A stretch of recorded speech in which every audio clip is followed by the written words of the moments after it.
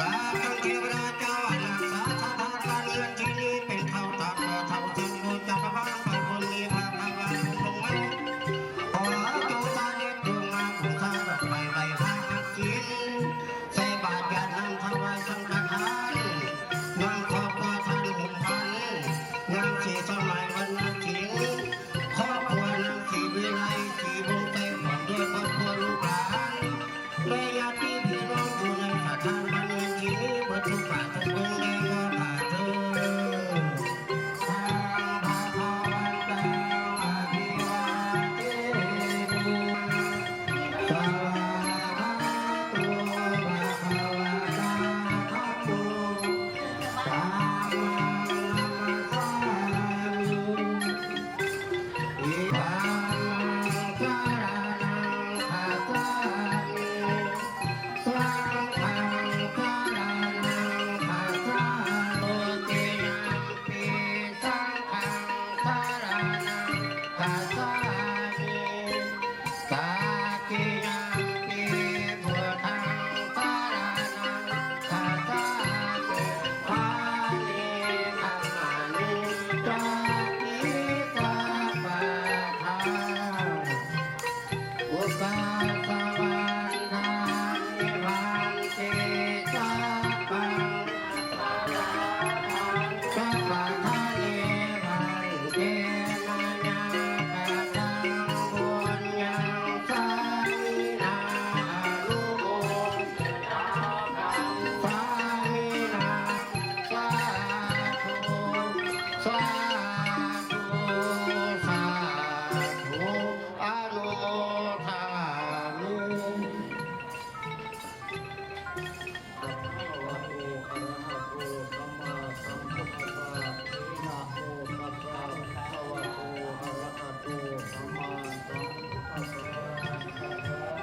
สังฆังสรณังคัจฉามิ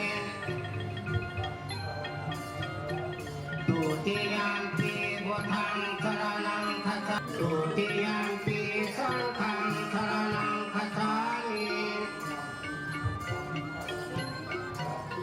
ตติยัมปิพุทธังสรณังคัจฉามิตติยัมปิธัมมังสรณังคัจฉามิทินาธนาเวรมณีสิกขาปะทังสมาธิยามิ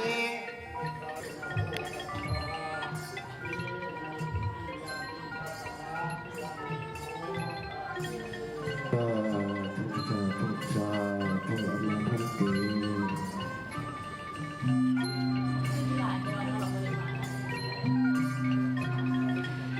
สัมโพธัสสะนะโมตัสสะภะคะวะโตอะระหะโตสัมมาสัมพุทธัสสะนะโมตัสสะภะคะวะโตอะระหะโตสัมมาสัมพุทธัสสะอิติโสภะคะวะอะระหังสัมมาสัมพุทโธวิภัชจารณะสัมปันโนสุขโตโลกาวิโภอนุตตะโรปุริสธรรมสารติสังฆาเทวมโนสานังโพธิโพธิภะคะวาติสวากขาโตภะคะวตาธัมโมสันนิธิโกอากาหิโกเอหิปัสสิโกโอปนาหิโกปัจจตังเวมิโพเวโยหิเตสุปฏิปันโนภะคะวะสาวกสังโฆโอสุปฏิปันโนภะคะวะโตสาวกสังโฆปฏิปันโนเตสาภะคะวะโตสาวกสังโฆอาหุนายโยปาหุนามิปาหุงสหัสสะ เชิญเจ้าภาพผู้เจ้าภาพพี่น้องเจ้าภาพออกไปใส่บาตรกันเลยเด้อ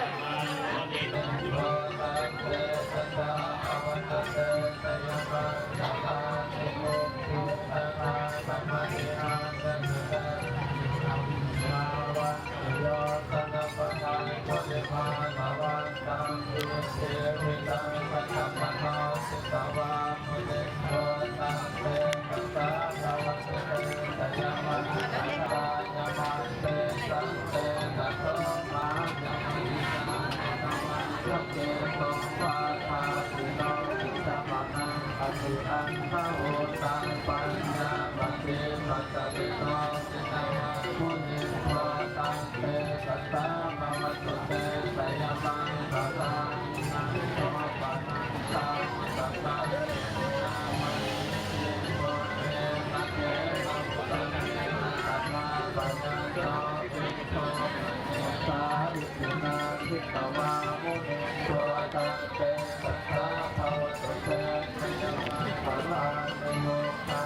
ถ่ายรูปงามเด้อถ่ายในคอมเลยเด้อเดี๋ยวถ่ายงามไหม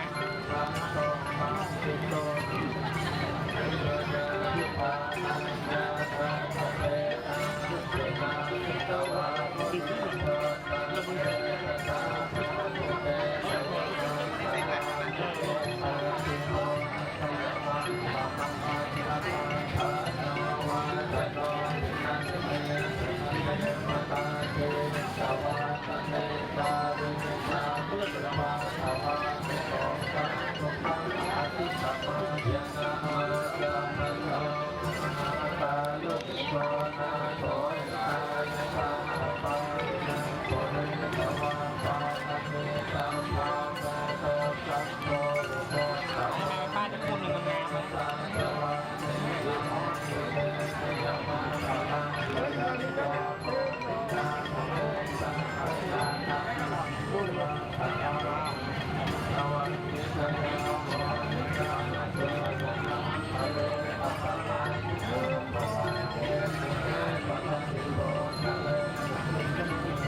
ถ่ายรูปงามไว้ก่อนใส่บาทเด้อใส่บาทเจ้าภาพเนี่ยงามๆนี่แหละ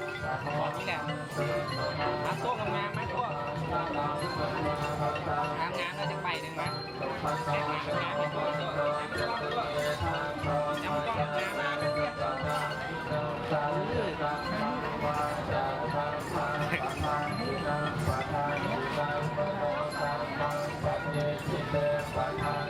ตัวถ่ายรูปงามไม่ถ่ายในคอมเลยมั้ยงามไปก่อนใส่บาทไหม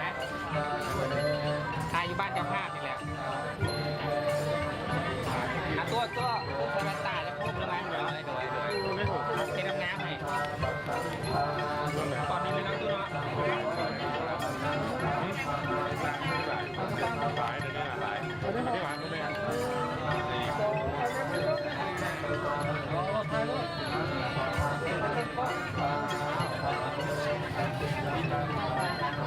โบราณตัวทางของงาน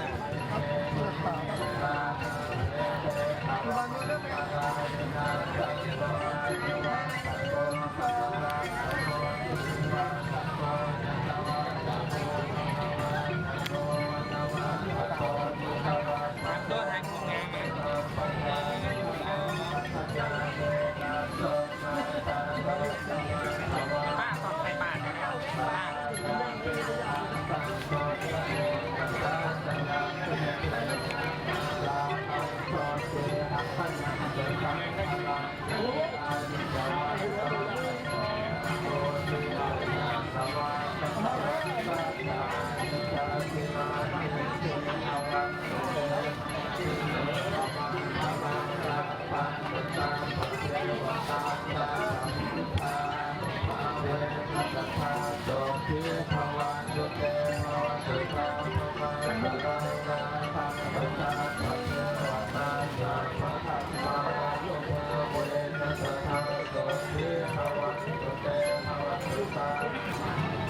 รมันกำงามไหมให้มันกล้องไหมก็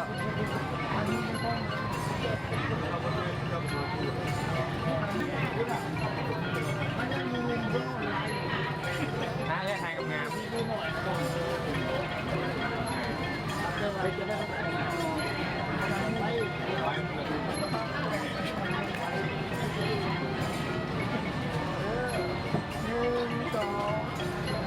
มาไทยกับงามเห็นไหมงามไหมอะไรไทยพูดก็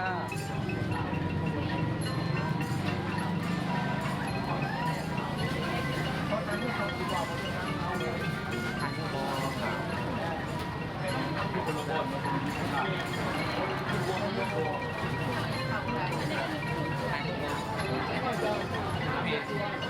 ก่อนใช้บาทใช่ไหมมาทางเงินงามเลย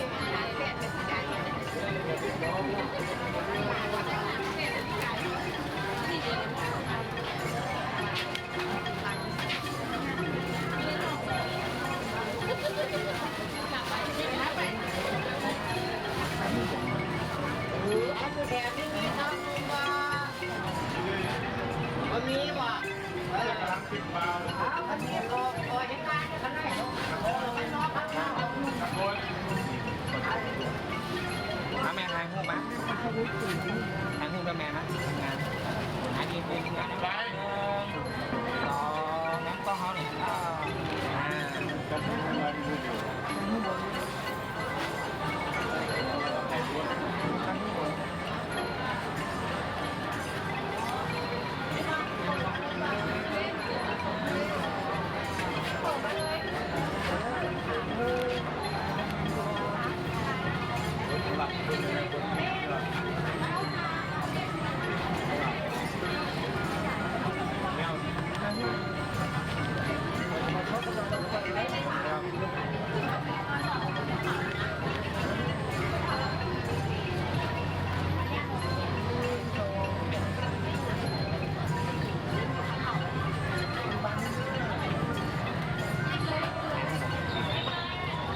กันไว้กันอีกบาทนึงกันต่อ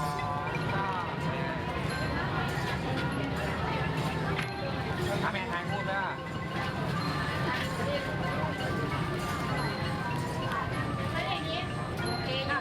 สวยงามแน่เอาจากนี้มันเลยบอกคนใจดี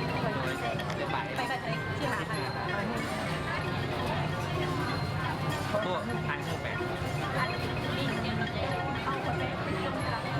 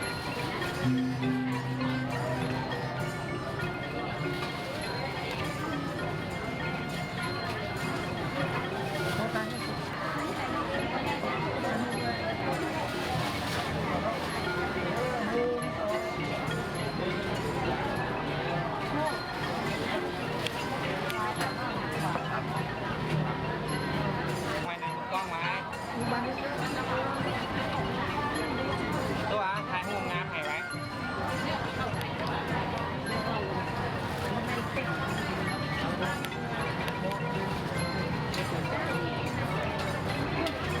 ถ่ายหูคู่กับเดิมงามเลยไหมสองคนที่เจ้านี่งาม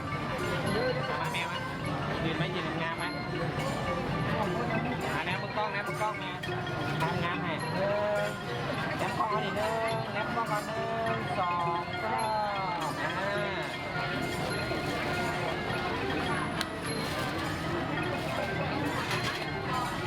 บัวปิดไม่เอาไม้ด้วยแม่รับตา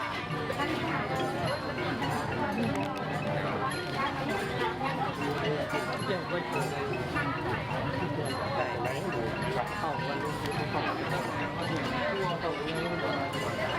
มันจะตุ้มมากเข้าจะเอาเจ็บมันได้ได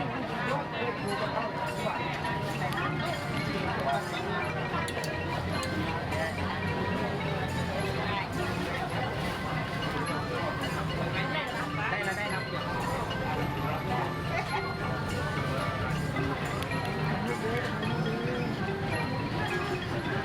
โอ้ปั่นหลักข้าว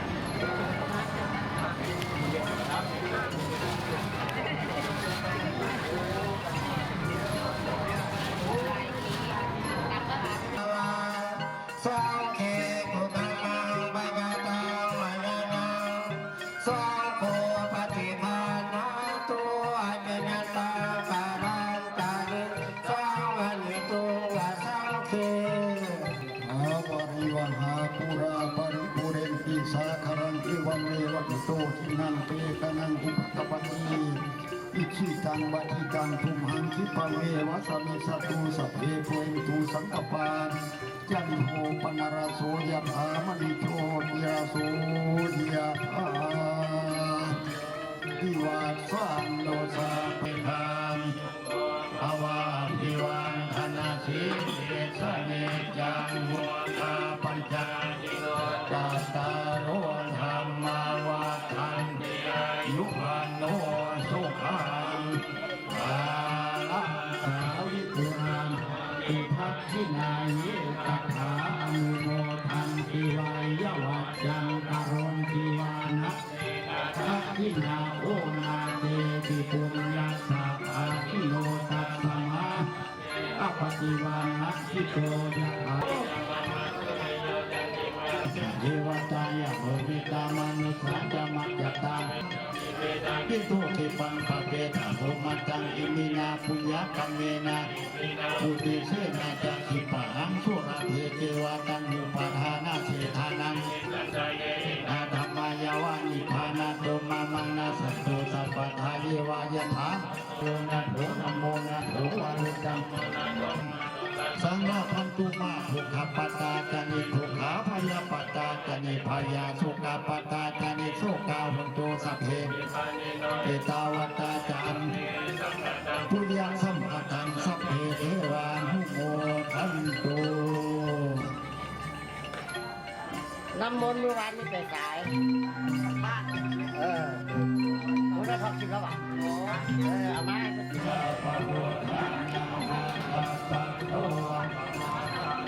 สุมาคัตังสุมาคัตังสุมาคัตังสุมาสุขันโนสุโมโกสัพพะมัจจังปัจจินังกายกัมมังวาจากัมมังปัจจินังปัจมโนกัมมังเนติเดปะทังนาปะทัง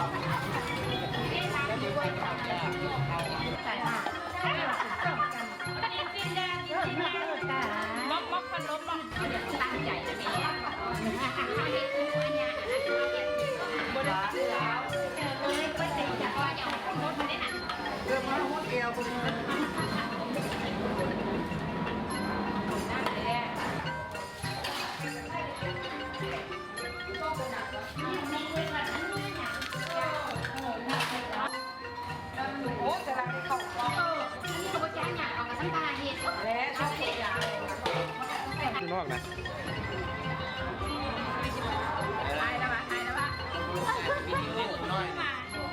เราไม่ได้ใส่ว่าไทยโลกในงานแม่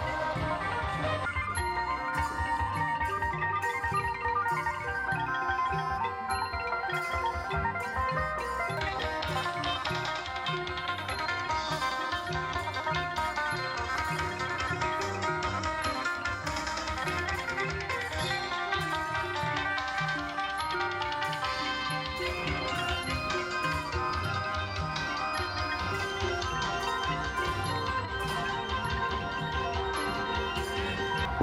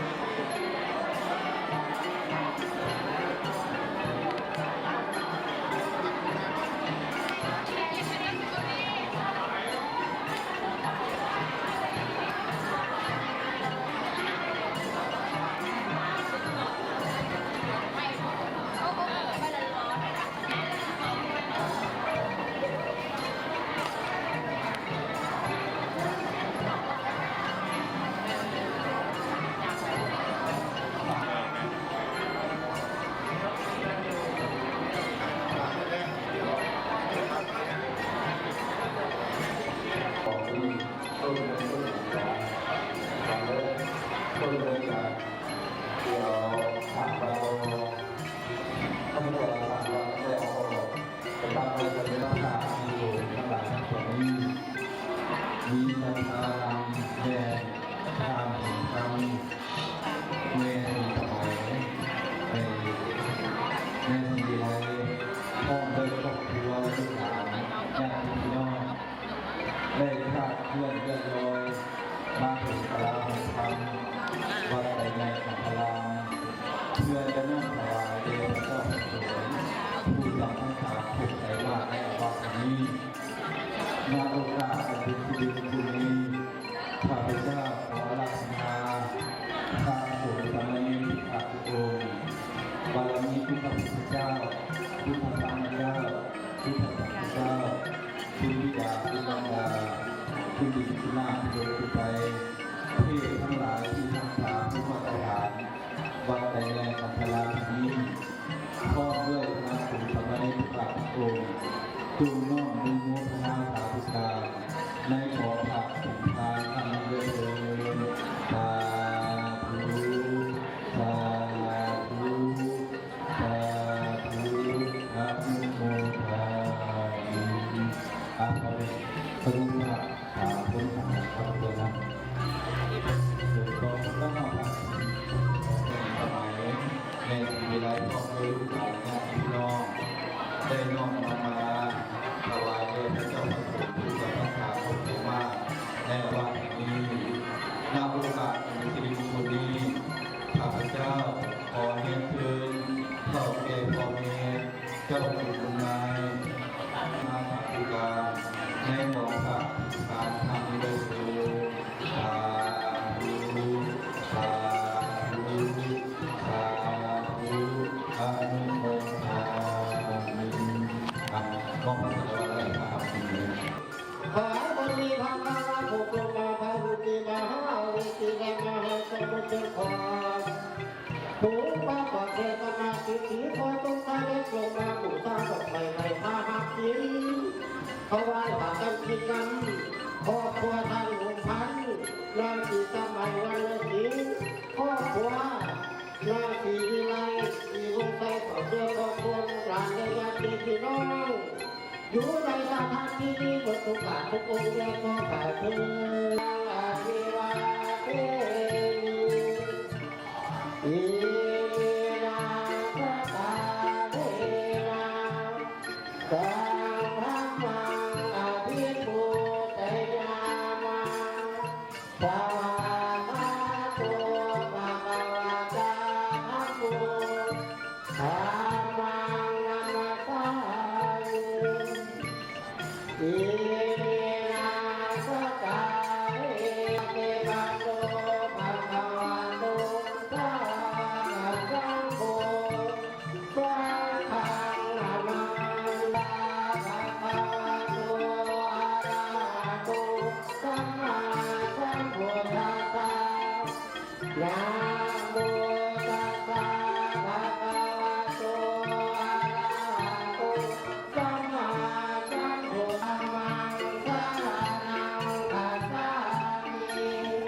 สังฆังสารนังคัจฉามิทุติยัมปิพุทธังสารนังคัจฉามิสังฆังสารนังคัจฉามิตาติยัมปิพุทธังสารนังคัจฉามิ ตาติยัมปิธัมมังสรณัง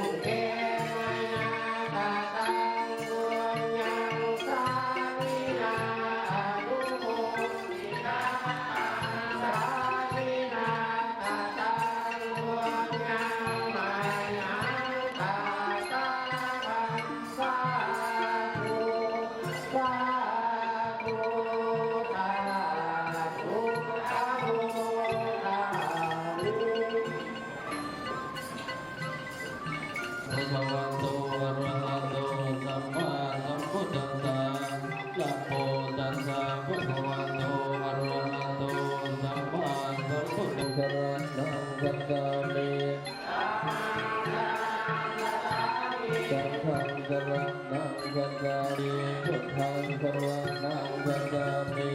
ทุติยัมปิธัมมังสรณังคัจฉามิตติยัมปิพุทธังสรณังคัจฉามิตติยัมปิธัมมังสรณังคัจฉามิ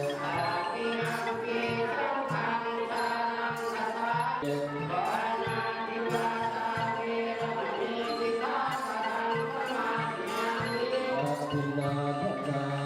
เวรมณีสิกขาปะทังสมาธิยามิ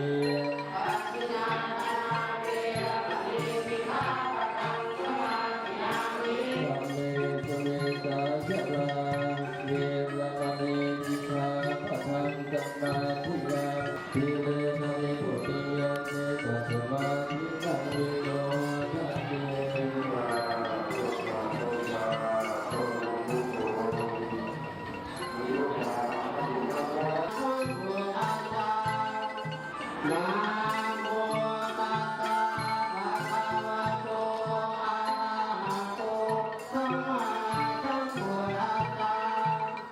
นะโมตัสสะปะทินาทุตัง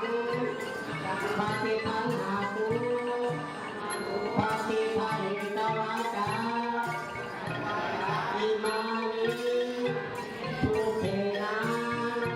บัพพินังอาภารตุตัมมาตังทิคารตังทิตานาทุกขานาตาแก่ทางพระผู้เจริญพวกพระทั้งหลายมานี้ท่านผู้พันนางสีสมัยวันมาสิงนางสีไรสีวงใจพ่อครัวพ่อครัวลูกหลานเวลาที่พี่น้องขอน้อมถวายพากันถินและทุกส่วนบริวารทั้งหลายเหล่านี้ให้แก่พระภิกษุสงฆ์ขอพระภิกษุสงฆ์ลงมาพากันถินและทุกส่วนบริวารทั้งหลายเหล่านี้มาหาแล้วจงการกันถินด้วยพานี้เพื่อประโยชน์และความสุขความเจริญแก่พวกข้าทั้งหลายตลอดกาลนานเถิดสาธุสาธุสาธุอะโมทนา เอาชามาทำไม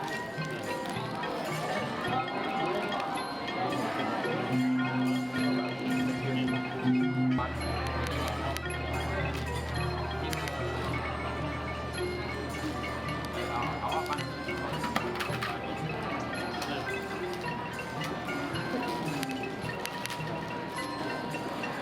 เป็นโมเมนต์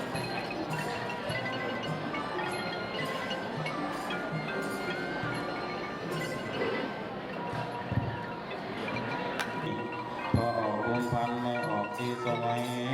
วันนาสิงห์ไม่ออกสีวิชัยสีวิไลสีวงไสพร้อมด้วยครอบครัวลูกหลานญาติพี่น้องมิตรสหายได้มีพระศรัทธาศรัทธาเรื่องใจอันแห่งกาจึงได้พร้อมกันน้อมนำมาถอดถวายแด่พระภิกษุสงฆ์ซึ่งตั้งนิวัตสาการทั่วไตรมาสในอาวาสวัดไตรไงขันธารามที่นี้ผ้ากฐินนาดานี้เป็นของบริสุทธิ์เปี่ยมประดุจดังมาพระที่มันเลื่อนลอยมาแต่นาพระไรประเทศแล้วยาตกลงมาในสุคงเกศซึ่งนมสงจะได้เฉพาะเจาะจงเอาแก่ภิกษุรูปใดรูปหนึ่งนั่งก็บ่มีดังมีพระบรมพุทธานุญาตไว้ว่าให้พระสงฆ์เถรานุเถระทุกพร้อมกันอนุญาตให้แก่ภิกษุรูปหนึ่งเพื่อจะกระทำกฐินภารกิจตามพระบรมพุทธานุญาตให้พระสงฆ์สมควรสมควรแก่ภิกษุรูปใดนั่งจงพร้อมกันอนุญาตให้แก่ภิกษุรูปนั่งเดิน พากาทินนาทานกับสังฆานิสงสบริวารทางพวงนี้ข้าพระเจ้าพิจารณาเห็นสมควรแก่พระวันนาถโลโคโยจังหวัดตราดส่วนไตมาในยามวัดแห่งนี้เป็นผู้ประกอบไปด้วยศีลาตุตาที่คุณและมีสติปัญญาสาราสมาเพื่อจะกระทำการทินาธารกิจให้ถูกต้องตามพระบรมพุทธานุญาตได้ถ้าภิกขุใดเห็นพอสมควรแล้วจงทักท้วงขึ้นนาทีสุลงสงฆ์ถ้าเห็นสมควรแล้วก็จงให้สัทธาสัญญาสาธุการขึ้นในพร้อมๆกันเถิดสาธุสาธุสาธุอนุโมทนามิ อะคุโรนามิ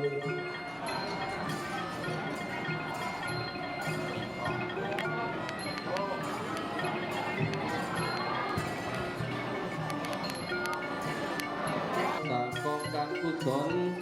เพื่อจะทำให้เป็นพุทธบูชาธรรมบูชาสังฆบูชาเกภารัตนตรัยแก้วสามประการอันจะเป็นเหตุเป็นปัจจัยนำมานำให้ประสบสุขสมบัติอันยิ่งใหญ่ไพศาลทางในพวกนี้และพวกหน้าชวนการทำการกำหนดการทอดกฐินคือตั้งแต่แห่ง1 ค่ำเดือน 11 ไปถึงเดือน 12 เพ็ญพอดี ถ้าหากกายกำหนดนี้ไปแล้วก็เป็นกฐิน ก็บ่เป็นกฐินผ้าที่ควรเฮ็ดกฐินได้มี5 อย่างคือ1ผ้าไตรผ้าไหมก็ได้2ผ้าเก่าแต่ซักฟอกให้สะอาดก็ได้3ผ้าเก่าก็ได้4ผ้าบางสกุลก็ได้5ผ้าที่ขายตามห้างก็ได้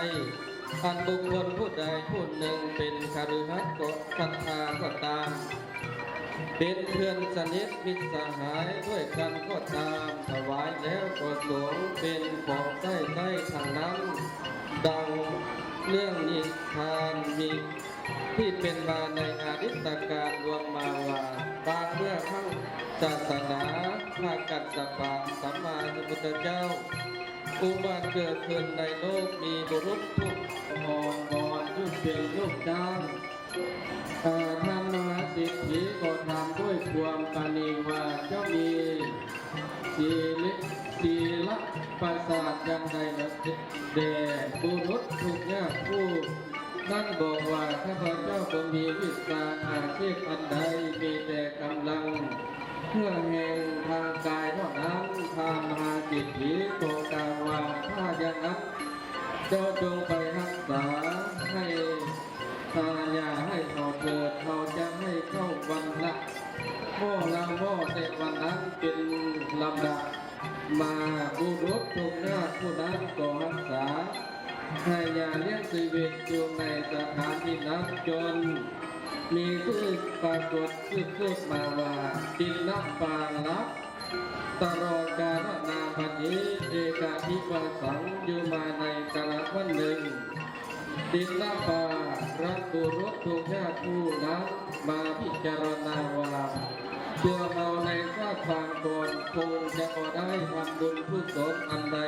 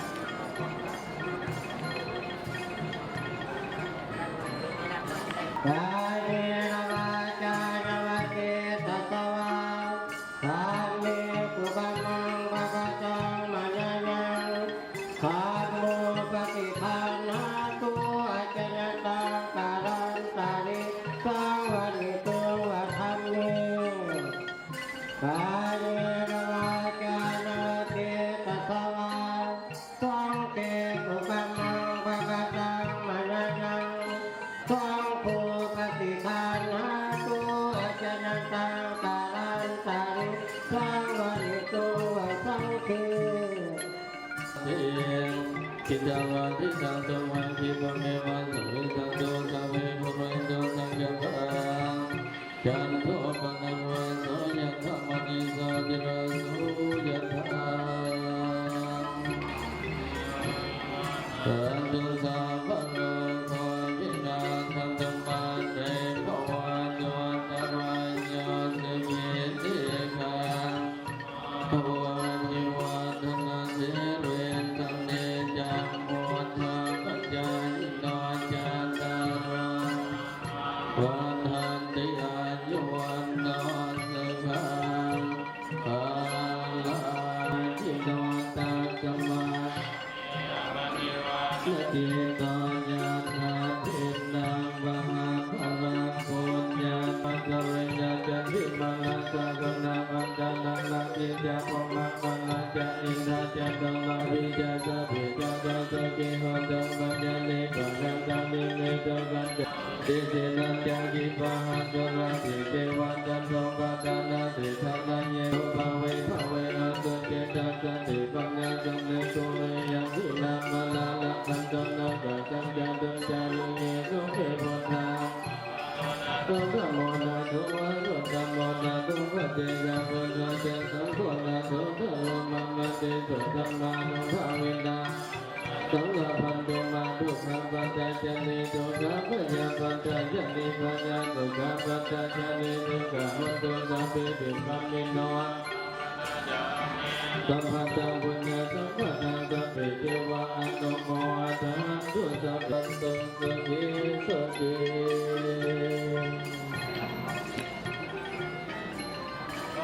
เรียนบทพระเขาพระว่าวันนั้นศีลเรียนศรีวิไลพ่อเคยลูกหลานเนี่ยพี่น้องได้รวมยอดกฐินมาน้อยทอดถวายที่วัดสยามพัทรามในวันนี้รวมเป็นเงิน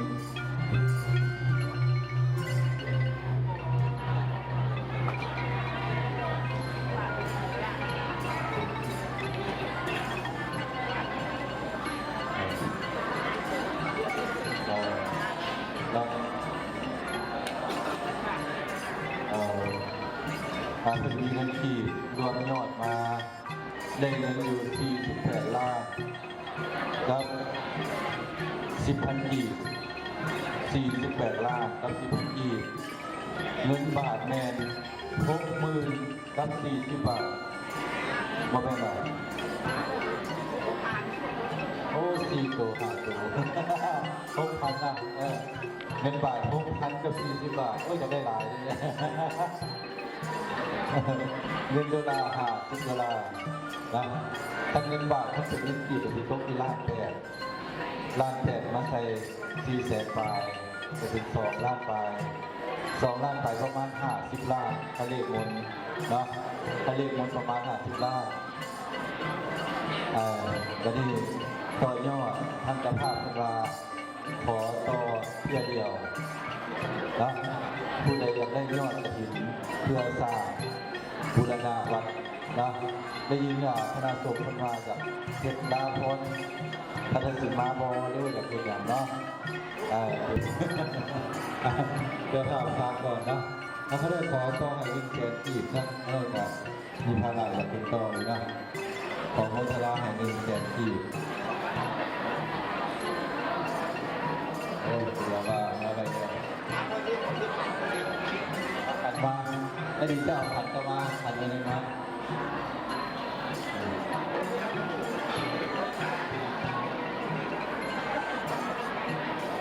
เอาคำต่อให้100,000 กีบเป็นสีสมัยประธานเจ้าภาพต่อทอดให้100,000 กีบมาเข้าวัดต่อให้5,000 กีบเป็นสีวิไล100,000ไม่อย่างอื่นไม่อย่างไรไม่ของไม่ต้องสี2,000 กีบ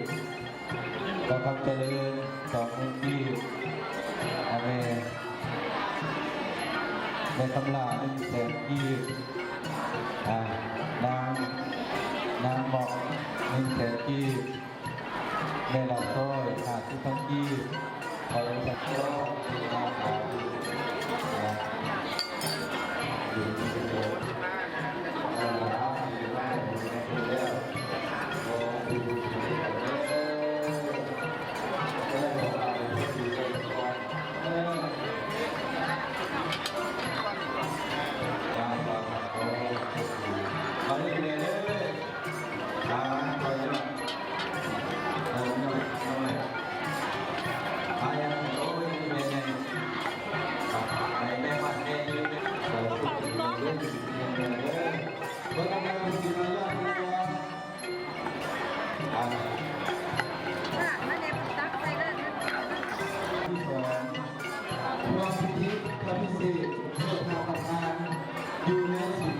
ไปนะ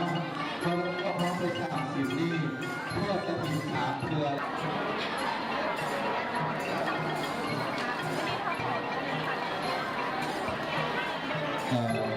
อยู่ในเมืองโลวัดพุทธาสองโลวัดหอเมืองเจ้าพ่อกระถิ่นทำพิธีนะพระสัพพะอะไรท่านแรกว่าพระสัพพะกระถิ่นทำพิธีอยู่ในสามพิธีพิธีที่ย่อคือว่าเกิดทางพิธีเกิดสองคำพิธีการที่เกิดทางคือสาธุสาธุอะนุโมทนา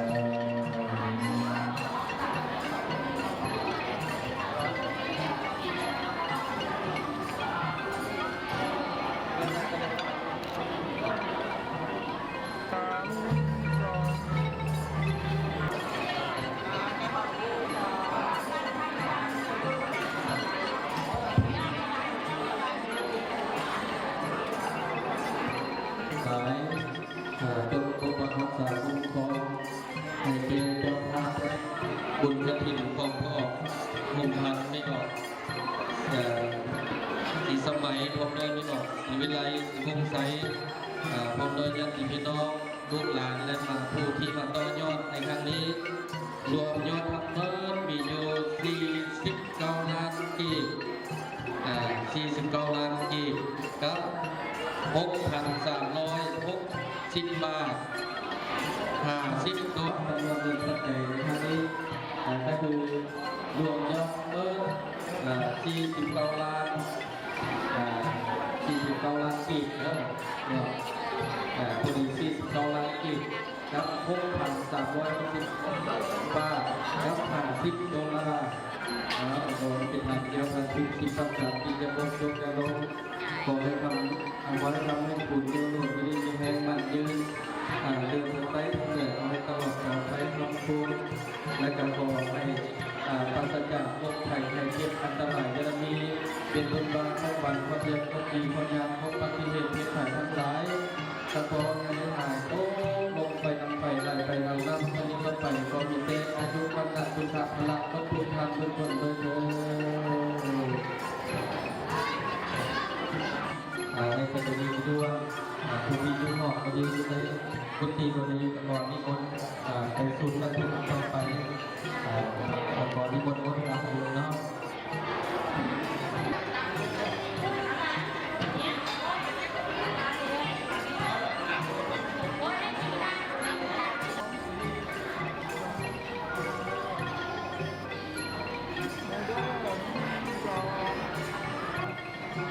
1 2 3เด้อ1 2 3ไล่1 2 3ไล่เย่งแห้งเด้อ1 2 3อีกมา1 2 3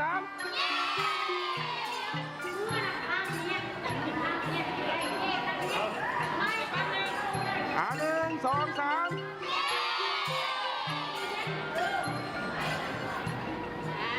ได้ละได้แล้ว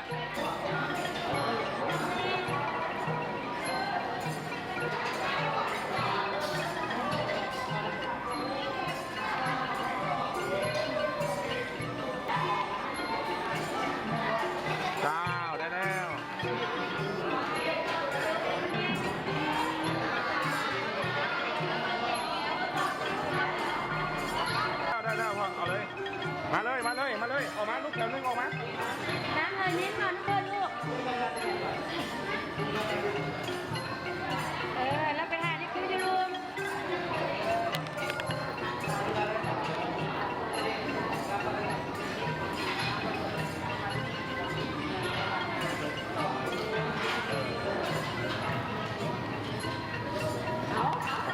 แล้วเขาพูดกับไปต่อ